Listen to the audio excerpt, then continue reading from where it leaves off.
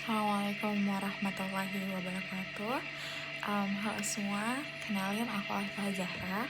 Jadi kali ini aku mau ngejelasin ulang presentasi dari materi kelompok 1 yang judulnya Konsep Pendidikan Menurut Al-Quran, Quran Surat Ali Imran, ayat 54 dan sampai dengan ayat 57.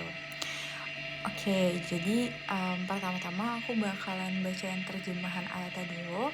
Kemudian aku bakalan ngejelasin sedikit. Aku bakalan jelasin secara ringkas dari kitab-kitab tafsir. Yang pertama itu terjemahan Quran Surat Al-Imran ayat 54, yang artinya, katakanlah, kami beriman kepada Allah dan kepada apa yang diturunkan kepada kami, yang diturunkan kepada Ishak, yang diturunkan kepada Ibrahim, Ismail, Ishak, Yakub dan anak-anaknya, dan apa yang diberikan kepada Musa, Isa dan para nabi dari Tuhan mereka. Kami tidak membeda-bedakan seorang pun di antara mereka dan hanya kepadanya kami menyerah diri. Pertama, tafsir al-Misbah menegaskan iman kepada semua wahyu dan nabi tanpa membeda-bedakan, serta menunjukkan sikap totalitas dalam bertauhid kepada Allah. Kemudian yang kedua itu ada tafsir dari Fizil Al-Quran. Semua nabi membawa risalah yang sama, yaitu tauhid. Islam berarti kepatuhan yang nyata, bukan sekedar ucapan atau pula perbuatan, tetapi Islam juga harus mencakup iman kepada seluruh nabi. Kemudian yang ketiga itu ada tafsir Jalalain, perintah untuk beriman kepada Allah, nabi dan kitab yang diturunkan. Ini menunjukkan pentingnya kesatuan ajaran dalam Islam. Yang keempat itu dari Ibnu Katsir menjelaskan tentang siapa para nabi dan apa kitab yang mereka terima. Umat Islam wajib membenarkan seluruh nabi dan wahyu secara menyeluruh. Kemudian yang kelima ada tafsir Al-Munir, pemuliaan Nabi Muhammad dan umatnya dalam menyatakan keimanan Al-Quran sebagai penyempurna dan penegas risalah sebelumnya. Kemudian yang keempat ada tafsir At-Tabari, Allah memerintahkan Nabi Muhammad untuk menyatakan keimanan kepadanya dan kepada seluruh wahyu yang diturunkan kepada nabi-nabi sebelumnya.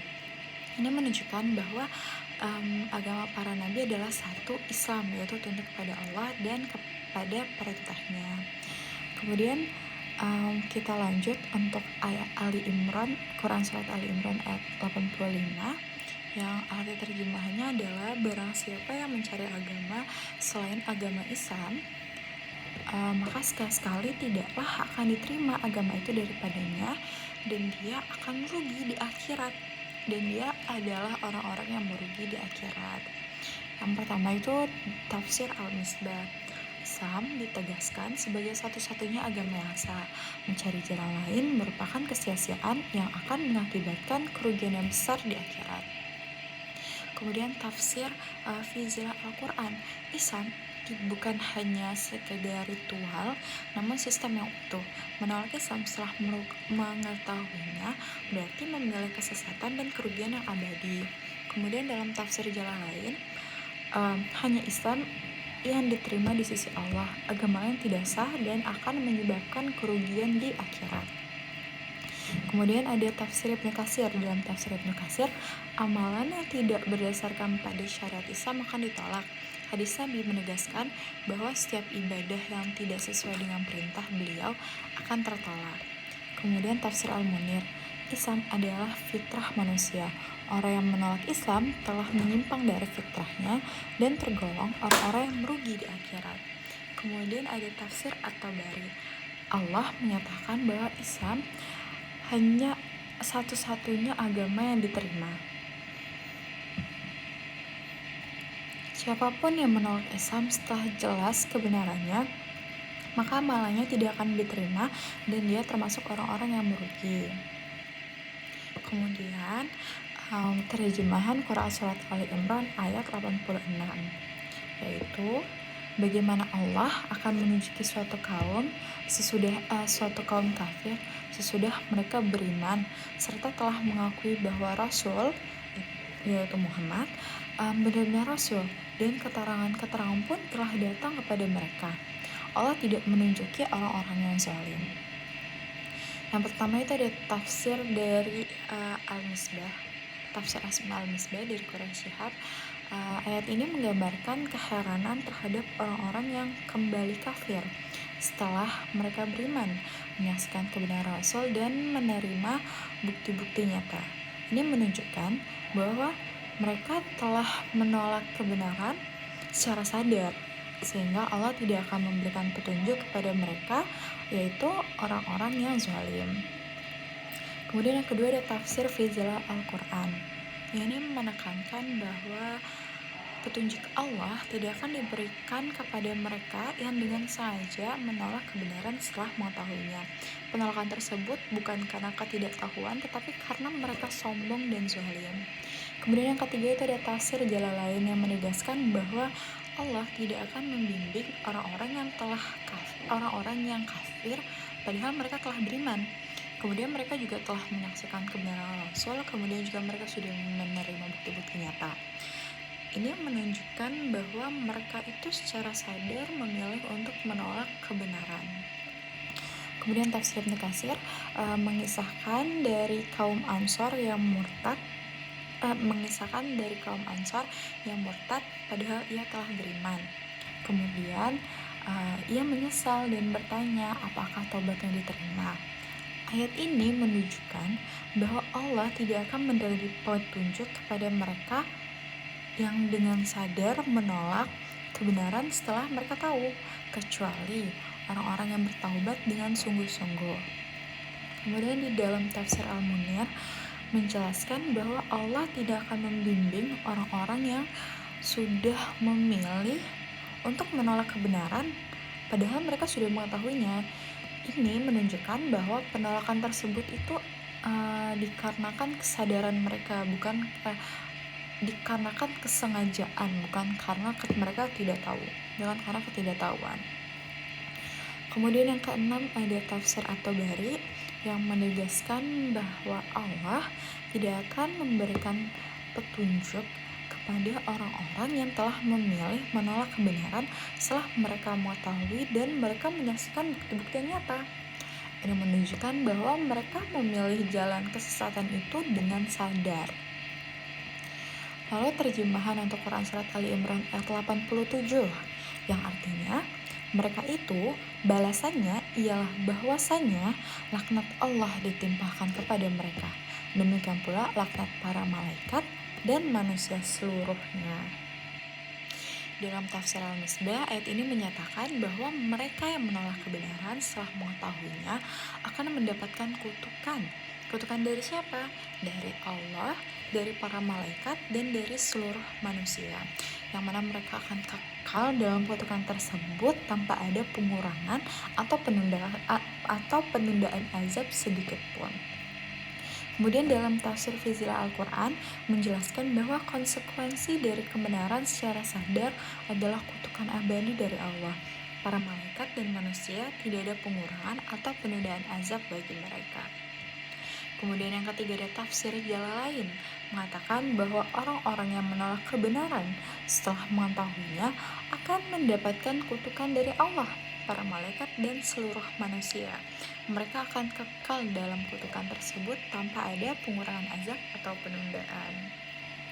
Kemudian tafsir Ibnu Katsir menjelaskan bahwa mereka yang menolak kebenaran setelah mengetahui akan adanya Allah, setelah mengetahui tentang Islam, itu mereka akan mendapat kutukan dari Allah, para malaikat, dan seluruh manusia.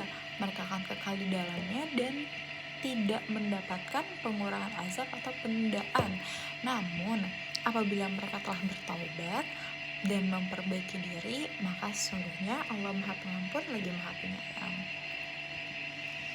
Kemudian selanjutnya ada tafsir Al-Munir menegaskan bahwa konsekuensi dari menolak kebenaran secara sadar merupakan kutukan yang abadi dari Allah. Tidak ada pengurangan atau penundaan azab bagi mereka. Kemudian yang terakhir ada tafsir At-Tabari yang menjelaskan bahwa mereka yang menolak kebenaran setelah mereka mengetahui, mereka akan mendapatkan kutukan dari Allah, para malaikat, dan seluruh manusia. Mereka akan kekal dalam kutukan tersebut tanpa ada pengurangan azab atau penundaan. Jadi secara singkat, Quran Surat Ali Imran ayat 54 ini berisi tentang Nabi Muhammad yang diminta untuk beriman kepada Allah dan semua wahyu yang diturunkan kepada nabi-nabi sebelumnya, kemudian menegaskan menghormati semua nabi tanpa membeda-bedakannya. Kemudian secara singkat untuk ayat 85 ini adalah bahwa Islam ialah satu-satunya agama yang diterima di sisi Allah.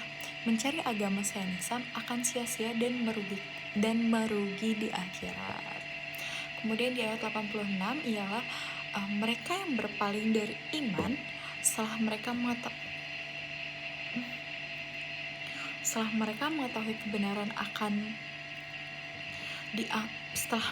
mengetahui kebenaran mereka akan dianggap zalim dan tidak akan mendapat petunjuk lagi. Mereka juga tidak akan mendapat pengurangan azab atau penundaan. Kemudian yang ayat ke-87 ialah orang-orang yang murtad setelah mereka beriman akan mendapatkan laknat dan azab yang kekal, baik dari Allah, para malaikat, dan seluruh manusia, kecuali apabila mereka bertaubat dengan bersungguh-sungguh, maka sungguhnya Allah Maha Pengampun lagi Maha Penyayang. Kemudian korelasi dengan pendidikannya ialah bahwa pendidikan harus mengedepankan pembentukan iman, karakter, dan tanggung jawab sosial yang kokoh. Ayat 84 mengajarkan pentingnya iman kepada Allah dan kepada semua nabinya, serta menghargai pendapat dan keberagaman. Kemudian ayat 85 mengajarkan berkomitmen kepada prinsip-prinsip agama, yang mana akan dapat menumbuhkan keteguhan hati dan tidak mudah ragu dalam hidup.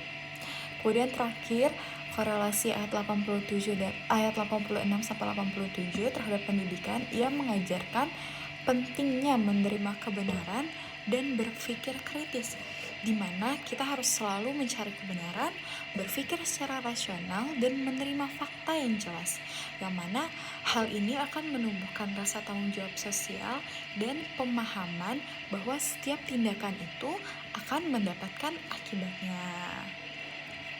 Demikian materi penjelasan yang dapat aku tangkap dari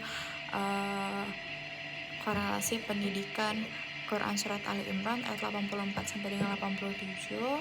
Wabillahi taufiq wal hidayah. Terima kasih sudah mendengarkan. Wassalamualaikum warahmatullahi wabarakatuh.